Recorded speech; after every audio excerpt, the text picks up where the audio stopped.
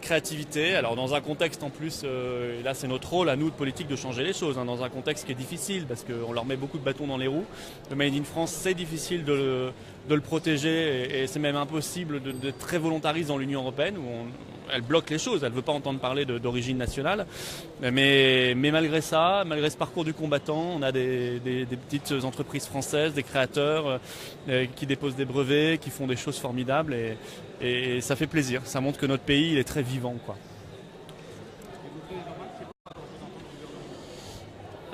Non, il y a des représentants effectivement de l'administration, mais pas du gouvernement.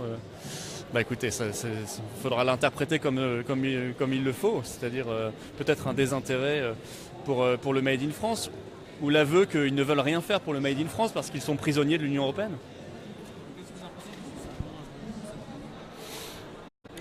Quelle venue? Ah, j'aime beaucoup ce salon. C'est un salon que je connais bien, hein. J'y étais depuis. Je suis venu plusieurs fois depuis qu'il existe, c'est-à-dire il n'y a pas très longtemps. Il grandit chaque année, ce qui est bon signe. Et on voit à chaque fois des choses extraordinaires, épatantes, pour la vie quotidienne, pour la vie des entreprises, pour la vie des ménages. Et ça montre encore une fois qu'il y a un génie français très vivace. Maintenant, il y a beaucoup d'entraves, et notamment il y a l'interdiction faite par l'Union européenne de l'étiquetage Made in France réglementé. Il y a l'interdiction de privilégier le Made in France dans les marchés publics. Ça, il faut faire sauter ces interdictions. Et pour faire sauter ces interdictions, il faut se libérer de l'Union européenne. Voilà.